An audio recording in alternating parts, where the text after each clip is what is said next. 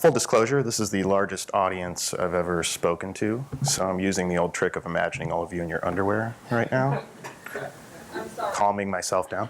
No, it's working. Don't be sorry about it. So, all right. So my presentation today, what I wanted to do was give you a presentation that made you as enthusiastic about some of the tools and opportunities that are available today as I am about them. Because one of the first things that came to my mind when asked to do this presentation was, of course I'm enthusiastic about this current day and age. And the reason that I'm enthusiastic about it is for the first time ever, I can go out on my own and create and make a game that runs on something like this. And for me personally, that's always kind of been the gold standard of when we've arrived, is when I can make something that runs on this.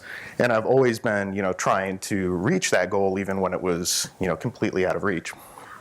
And what I started thinking about was, this has been my personal gold standard, and it's been my infatuation, almost a borderline fetish of being able to, make a game that runs on this thing. And what I realized is that I didn't have an explanation on why I had that motivation, why I had that feeling. And if I can't explain it to myself, I can't stand up here and explain it to any of you guys either.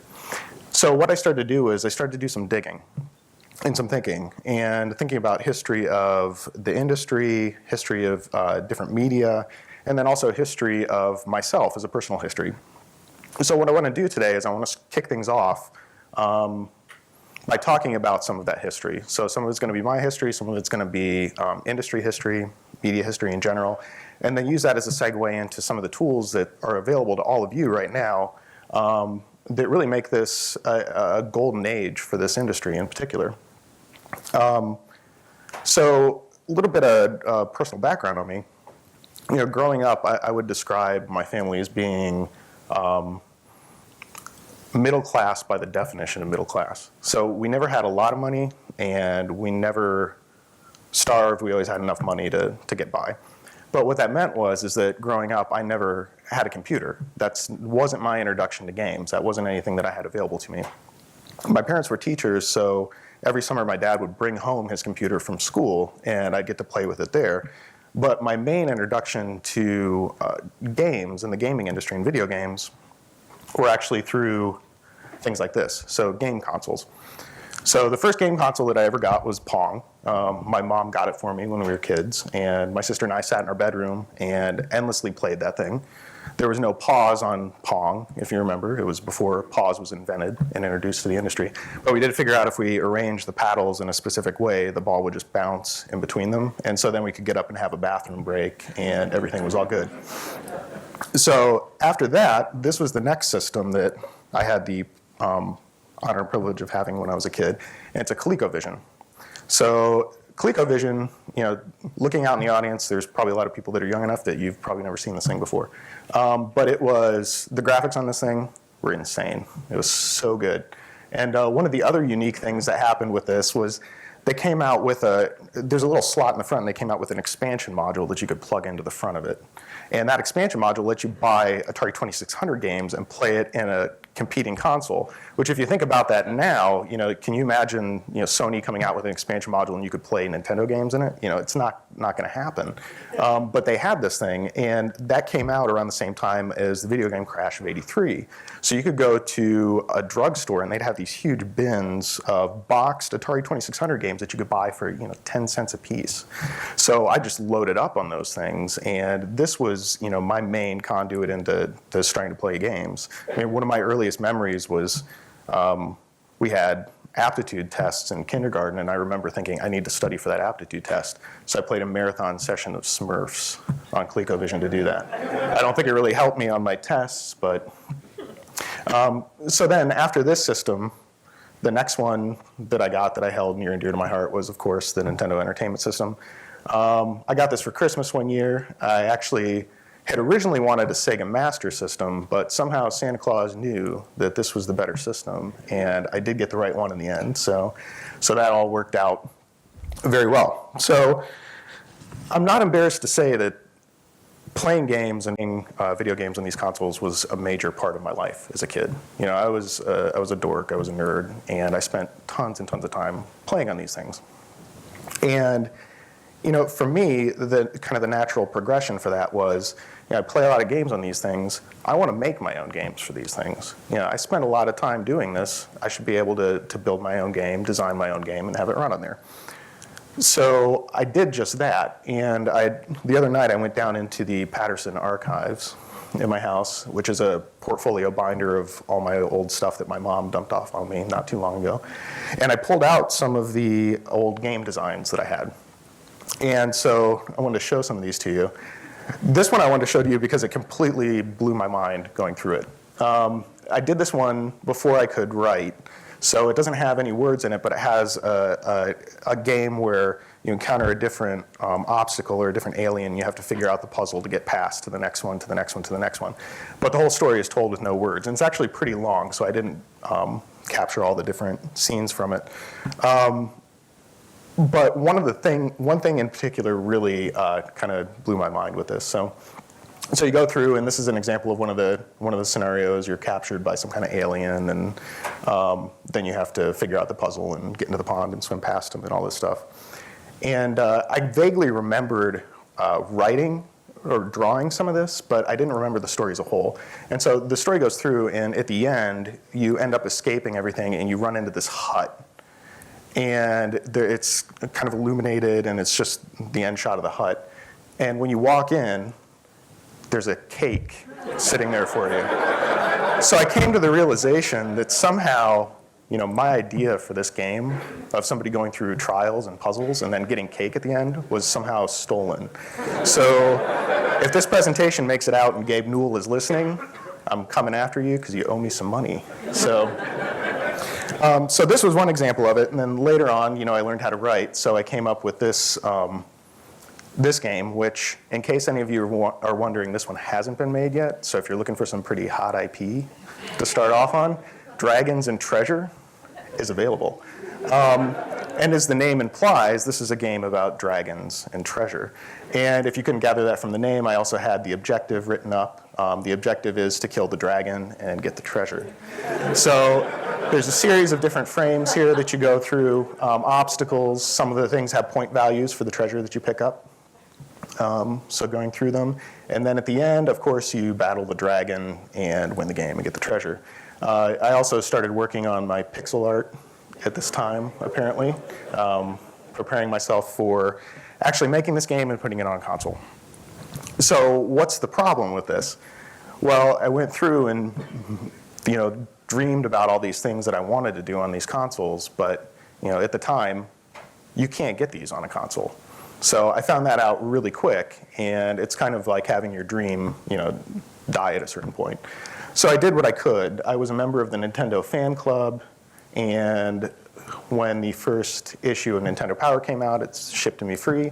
And so Nintendo Power was great because it was one of the first. It was almost like a, let's be realistic about it. It was a brochure or advertisement for Nintendo, but it did have a lot of stuff about games in it. It had the whole section where you could take a picture of your high score on your TV screen and send it in, and they would list you in the magazine. And then at the end of every issue, they had a page that listed out the addresses of all the game companies that were currently making games. So Konami, Ultra, Data East, Trade West, Nintendo, they were all in there. So what I did was I figured that eventually I was going to have, the killer game idea, and I needed to have contacts in the industry. So I got the only thing that I could program, which was a Casio databank watch with 50 slots in it. And I went through and I put all of the addresses, phone numbers of the game companies in the back of Nintendo Power into my watch, because I didn't have business contacts to put in there, and I didn't have a Rolodex at the time. So that's what I did, in the hopes that someday I would be able to approach Konami and say, hey, I have this great idea for Dragons and Treasure, and I think you should make it. But that never manifested. That never happened. But what did end up happening around that same time is there was a shift that occurred in a couple different industries. One of them was a little bit more subtle. One of them ended up being a little bit more overt. But there were devices that were introduced around that time that took a lot of activities that were sometimes social, non-private activities that you had to do in a specific space and made them something personal. And the first device that I can think of that did that for me and did that for a lot of people was the Sony Walkman. And when you think about this, this is really revolutionary because it took the act of listening to music and made it something that you didn't have to sit in your living room with your speakers on and disturb everybody in the house and listen to your music. You could put a tape in your Walkman, put your headphones on, and it went with you. It was part of your life. It was part of the context of your life. It's almost like what a paperback novel is to literature. The Walkman is to music. It makes it a really personal thing. And once you start having something that's with you like that you're sharing that experience with, it becomes, I hate to say it, but it becomes your companion. It becomes something that's part of your life. And think of your cell phone. That's really, for all intents and purposes, your companion. It's part of your life. Whether you like it or not, it is.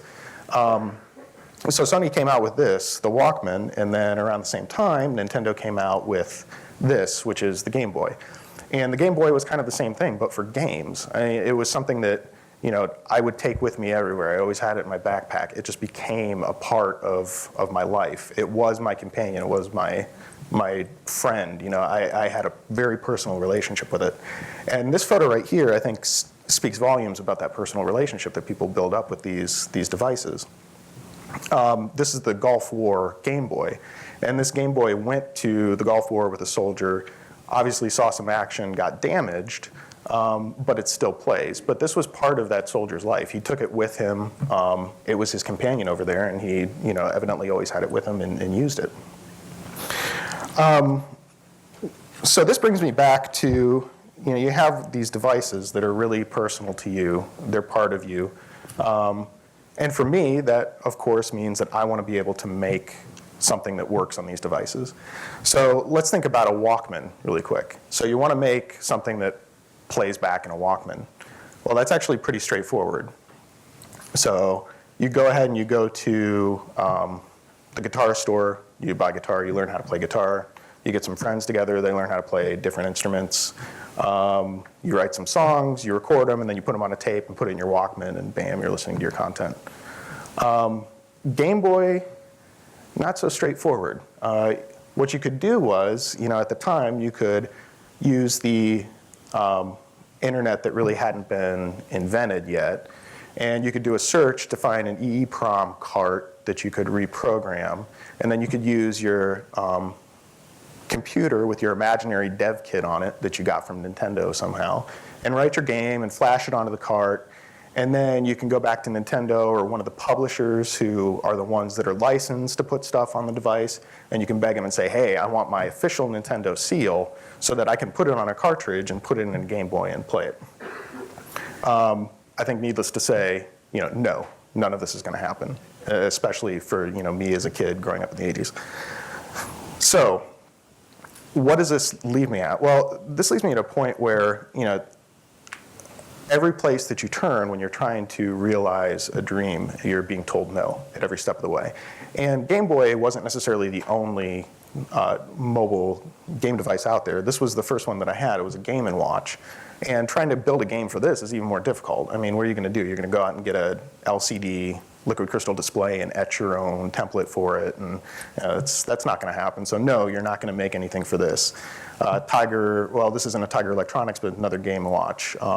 Tiger Electronics came out with a bunch of handhelds at the same time, personal devices.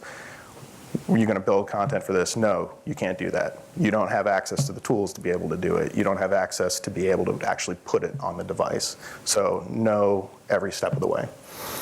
And so this is where kind of a grand conflict begins with me. So both as a personality thing and as a principle, as a moral principle. The first one is a personality thing, and that growing up, and I've gotten better about this over the years, being told no, you can't do something, just made me want to turn around and try to do it. So it was not a good thing to do. So you tell me, no, you can't walk through that wall. I'm going to spend the next 3 hours trying to walk through that wall. And like I said, I've toned down a bit. So at the question and answer section, don't ask me if I can walk through that wall or tell me no, I can't, because I won't try doing it. But I don't think I'm alone in that. I mean, I think it's, very off-putting to have somebody that has that kind of access, that kind of control, tell you no, you can't do that. And not only is it off-putting and kind of in that sense, but I think it also violates a core principle that I hold dear. And that core principle is what I've termed the ratatouille principle. And this is the very serious part of the talk. So this is the ratatouille principle, very important.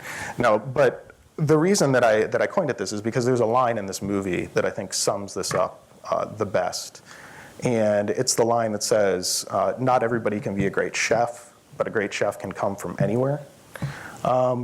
I firmly believe that. I think not everybody is going to make the best great new game, but that great new game can come from anywhere. That idea can come from anywhere. And I think by limiting people's access to the means of production, the means of distribution, you're cutting people off from being able to do this. And I think it's morally wrong, and I think it's something that's also a detriment to the world. It cuts off innovation. I mean, if you think about biological evolution, if there was somebody standing over the primordial ooze and saying, okay, you make the cut, I think you can sell, you make the cut, we'd still be in the primordial ooze. But that's exactly what goes on in these different industries, especially the game industry, up until now. Somebody owns those means. Somebody has to grant you access. Somebody has to enable you to be able to do that. And like I said, this is something that's happened in industries for a long time. Movies, music, games. And all of these different industries have really followed the same path. And games are finally starting to fall into the same category. And what I want to talk about now is a little bit of history of independent film. Because up until this guy came onto the scene, for the most part, movies were the same as game distribution was. You had to be part of the studio system. You had to use their equipment. They would distribute your work of art. It probably wouldn't be your work of art at all because they've already chosen what it's going to be and how you're going to proceed with it. So what happened in the 60s was this guy came along, and this is John Cassavetes. And what he did was he would act in big studio films, and then he would take the money that he made from those big studio films and he would turn around and use them to buy his own cameras and film his own movies and distribute his own movies. So he is credited with starting the independent film genre and movement. He basically infiltrated that studio system and then used their money to fund his own endeavor. You might recognize him because he was the actor that played the husband in Rosemary's Baby. So he was in a bunch of studio films, but more to his credit, he started off this movement. He created something called cinema verite, which is truthful cinema, which is roughly equivalent to independent cinema. And you can really tell the impact that he had because around the 70s, they started to mimic the style of the films that he was creating. So the studios ended up coming back and using his influence. So he really did change things. He opened the doors so anybody can make a movie, anybody has the means to access the equipment. And then the same thing started to happen with music as well. Anybody can go out and buy recording equipment. Anybody can record themselves. Anybody can, for the most part, put it on media. Distribution was still a little bit tricky, but you could do the same thing. And you think about that also turned the industry on its ear. When independent music started to really hit in the 90s, that really shifted things around, and the record labels started to, really respond to that. Now, what ended up happening with music in particular is around 10 years ago, Apple introduced the iTunes Music Store, which for music, this was a big thing because no longer did you still have to go back to a record label for promotion and distribution. As long as you had a bank account and a name, you could go up, sign up, put your music out there, essentially eliminating the record label as a middleman. You still had Apple as a middleman, but they would just take a 30% cut off of what you sold. So this opened the doors. Anybody could now record, anybody could distribute, and the floodgates were open on that industry. And over the years, Apple and many others had opened up the same kind of conduit for applications and therefore games. So when the iPhone hit, Apple opened it up, and eventually they opened it up, and anybody could publish applications, games. Google has the same kind of thing. Amazon has the same kind of thing. Sony has the same kind of thing.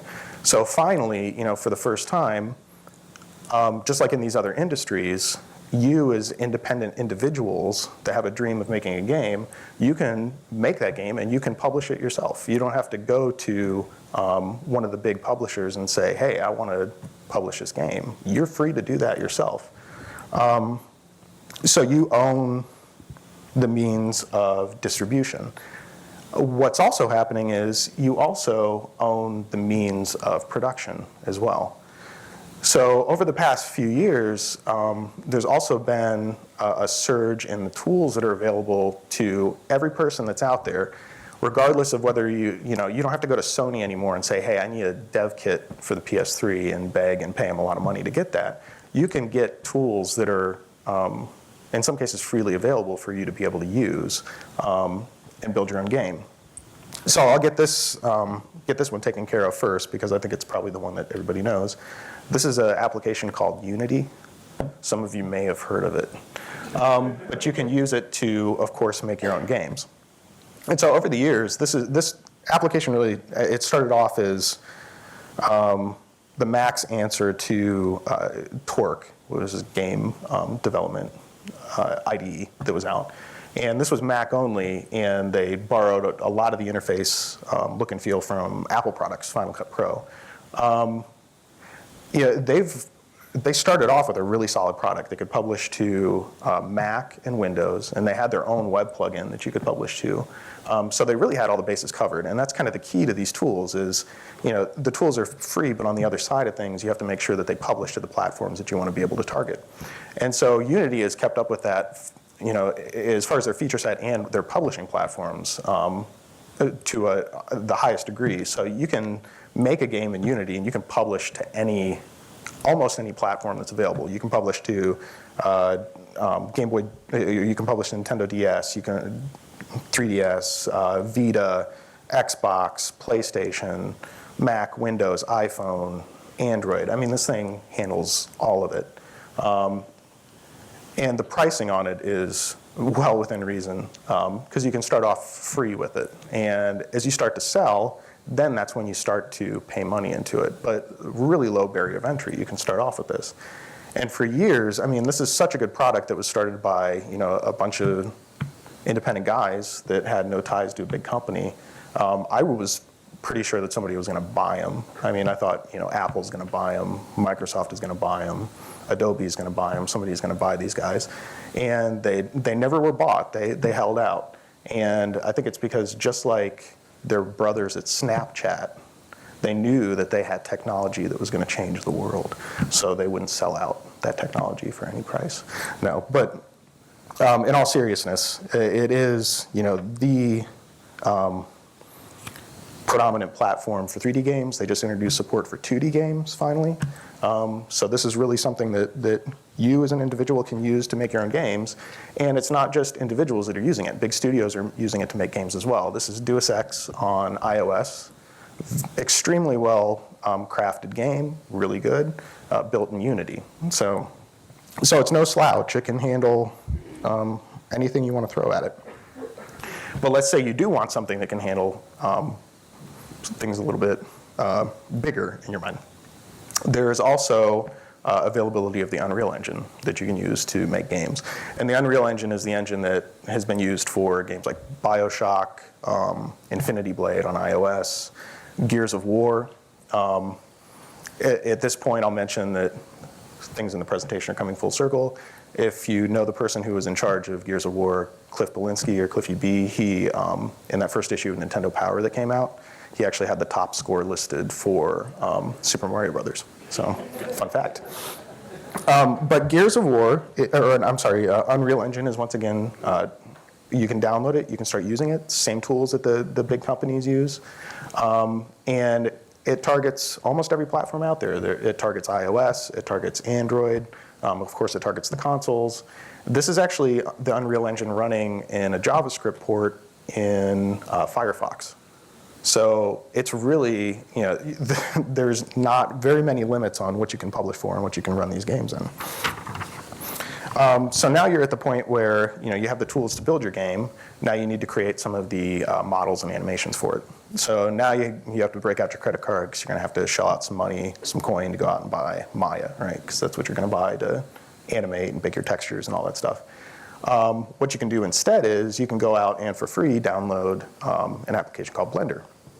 So Blender started off as, the target of Blender was to create open source tooling to build CG movies and scenes. And one of the things that Blender never really did well, and I'm sure the people at Blender would appreciate me saying this, is the render quality was never that good. So the cinema rendering quality just wasn't ever on par with some of the bigger packages that were out there. But what it was really good at was a free modeler that anybody can download, anybody can use, and then also animate your models and apply textures to them, bake your textures, and export them for your game. So this supports most of the major model formats, and it's free to use. So once again, no barrier of entry. Really, the only barrier of entry with Blender is trying to figure out how the interface works, because it's a little bit of a mess. But another thing that Blender has baked in is a few years ago they put in their own game dev tools. So you can script in Python and write your own games in Blender. And for 3D games in particular, and for pre-rendered scenes, they use a physics engine that's called Bullet 3D. So Bullet 3D is the next thing I want to talk about. It's a 3D physics engine. And this was the engine that Sony funded and had a hand in and built to work or to build games for the PlayStation 3. So once again, this is a really pretty elaborate, high-performing 3D engine. And once again, it's an open source project. It's free, it's available, and it's ported to almost every platform. There's an iOS port of this. There's iOS.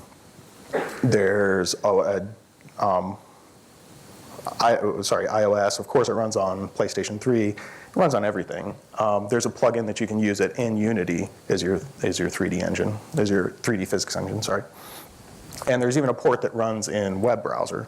So this is Bullet 3D running a Blender scene in a web browser. So once again, the reach is out there. The barrier of entry is extraordinarily low, which is a great thing. And just to reiterate that, Bullet 3D is no slouch either. I was recently reading a Wikipedia article about, arguably one of the better games to come out this year is Grand Theft Auto 5. And it's just an extremely well-crafted game in almost every aspect, regardless of the controversy that surrounds it. And one of the things that's amazing about it is the environment is just such a great simulation. And what I noticed was, I always knew that they used an engine called Euphoria, which is one that you can license and use on your own as well. But what I found out reading this article is that Euphoria didn't give Rockstar everything they needed for this game. So they actually pulled in Bullet 3D and used that to supplement their physics engine. So there's Bullet Physics right there. So this game that's just completely phenomenal, a lot of the physics simulation that happens in it is because of Bullet Physics, Bullet 3D.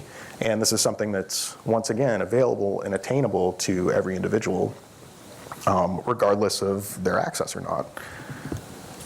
So the last tool that I want to talk about that you can use to play games is, I'm going to dial it back, and instead of talking about a 3D engine, I'll talk about a 2D engine. And this is also one that's highly used, is ported to everything on the planet, JavaScript, ActionScript, iOS, it's out there for everything.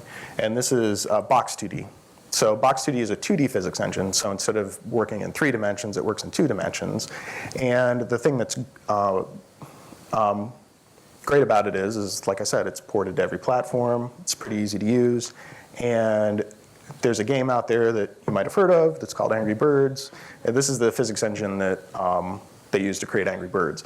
And once you start using this engine, it's just remarkable how little Roxio did to create such a well-selling game. So where does this leave us, and where does this leave me as an individual that grew up with all these constraints? Well, it leaves all of us in almost a golden age We're going through the same renaissance right now that all the other industries went through, so music, film. Finally, individuals can not only build their own game using the tools that I just talked about, so you own the means to be able to create your own game, but you can also distribute to different platforms. And it goes beyond being able to distribute. You know, even if you were building for a platform and designing for a platform, you still had to jump through hurdles to just get it to actually run on the device, which I think to me that was the hurdle that always made this so mystical to me, made it something that I wanted to be able to achieve, was just getting it to run on that device. But you enter things like the iPhone, and that takes those burdens away. I mean, it completely breaks down that barrier. You can pay a nominal price for a dev kit, or you can build games that run in the web browser on this. And you can put your games on this device. You can just plug it into your computer and put stuff on there. No elaborate tools needed. It's a really easy process. So looking at these, I mean, these are really, the newer versions of these devices are on par with current gen console hardware. I mean, they have the same kind of capabilities. So it's really remarkable that you now have access to build and deploy and distribute for these platforms that are, you know, handheld versions of consoles. It's really cool. Now, the thing that stinks about these is virtual controls are just terrible. If used to try and create a platformer, you know, a lot of times they're just not that good. But a lot of vendors, and specifically for iOS and iOS 7, a lot of vendors are starting to alleviate that by coming out with game pads. So this is a Logitech gamepad that's coming out actually in a week, supposedly, for iOS 7 devices, and you plug the iPhone into it, and it basically becomes a really powerful, fully featured handheld gaming device, which is really cool. So up until this point, and it'll be interesting to see how this changes things, one of the main platforms that's really been gathering a lot of steam for independently published games has been the PlayStation Vita. And this kind of has it all. It has, you know, elements of a mobile phone. It has touch. It's very powerful. The screen is great, but then it's also got the physical controls with it. So it's kind of the best of both worlds. And Sony had a really hard time getting any big studios to publish content for this. So what they ended up doing was they turned around to independent game publishers and opened it up to them. And a lot of them have seen really good successes on this platform in particular. Because I think, you know, that kind of game marries up with this personal portable device extremely well. So once again, this is a console. This is, you know, the modern equivalent of a Game Boy, and you or I can go out and make a game and put it on this device. And there's been numerous independent games, Limbo, Hotline Miami. This was a really good one. It's Thomas Was Alone. It started off as a Flash game that somebody made to explore friendship and gameplay mechanics. And then he ported it to Unity, and by doing that, then he was able to almost, you know, push button publish it to all these different platforms, including Vita, which he's been extremely successful on there.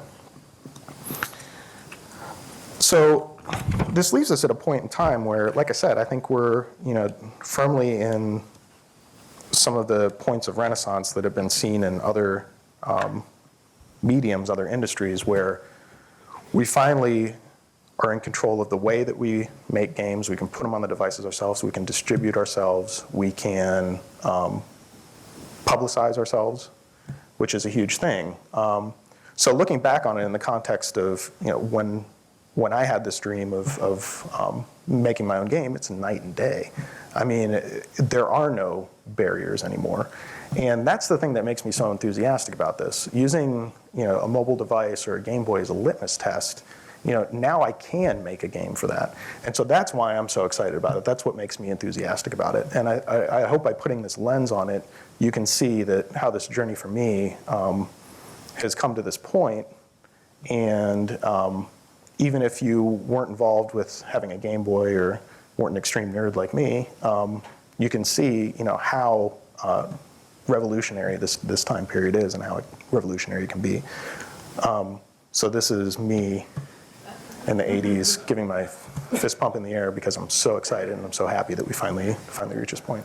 So that's it. I think we're going to open to questions now. So.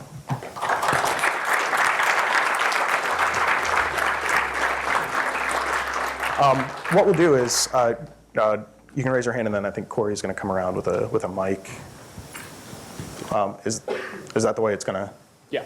Okay. At least what I know. All right. So what are you doing now? What am I doing now?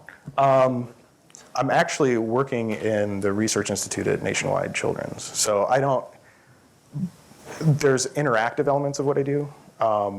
And there's some things that I work on that are, of course, targeted towards kids, and a good way to address children is through gaming. So there's some things that I work on that have aspects of that. So. What would you say, I guess, was the breaking point for you as far as like the point in time where you felt like you needed to get your life over here? Okay, I was trying to find you. Sorry. Can you repeat the question? I was too busy trying to locate you. I guess what was the breaking point or the starting point for you in your life where you felt like you needed to get your career in motion, I guess, or what was the point in time where it was like you were tired of just like, sitting on the sidelines and you wanted to get into the game, I guess? I think it was more of an opportunity thing. It wasn't, I would say that I wasn't somebody who was necessarily trying to get a direct job and a career in the game industry. Because at the time when I came out of school, that was something that still wasn't very attainable, because there wasn't this proliferation of game companies all over the place. You know, there wasn't really anything in Columbus. You had to go elsewhere to be able to get that. But opportunities have presented themselves over the years, and I've tried to gravitate towards them as much as possible. So, like I said, even though I don't work at a game company, and there's elements that I've positioned myself in my career to be able to work on things that are very game-like. So. What would be your advice to someone who is currently in education, like in the process of learning, like step by step, like from the ground up, how to make games? Like, if you were in the position of a student, what would you want to be doing? Very good question. What kind of education are we talking about? Like simulations and computer programming. Oh, okay.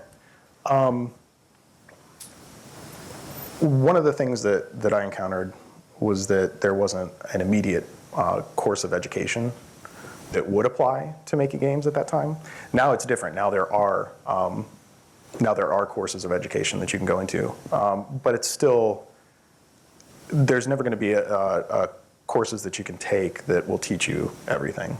I think my best advice to you is go to school, take those courses, learn everything you can from them, but also on the side, have 2 or 3 projects that you're working on your own, and do that for yourself, because that's where you're going to learn the most. You're going to work on those projects, you're going to fail miserably at them, but you're going to be driven to finish them, so you'll start them over again. And that's where you're going to learn 75% of what you need to know from that versus what you're learning in school. So.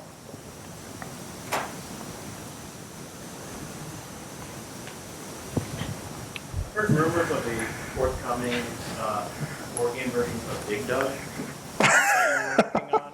Could you elaborate on that?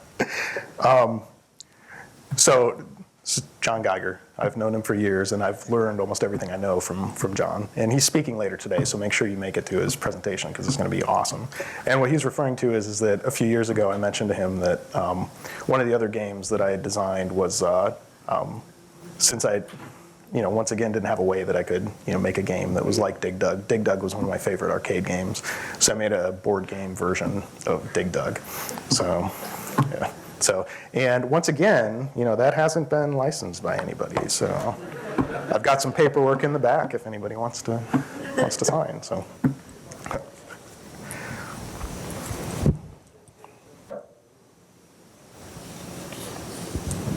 Yeah.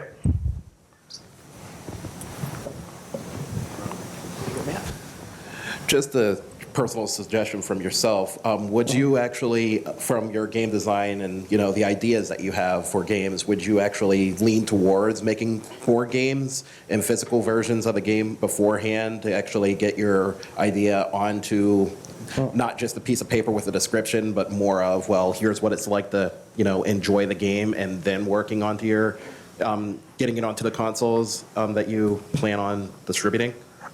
That's a really good question, because board games, and especially more elaborate ones, have everything that makes a good video game as well. I think, you know, what you get into with creating a board game is more of coming up with an elaborate rule set and a method of gameplay, which in a lot of cases, that's things that video games really end up lacking. So I think it is a good segue to it, and I think it can lead to that. I'm surprised that you don't see that more often. I mean, there's a lot of people that make board games and, you know, card games and those kind of things that that don't ever make that transition. And I think it might be more that they don't. I mean, it's completely different building a video game versus building a board game, so they don't know how to bridge that gap, or they don't know who to trust to help them bridge that gap.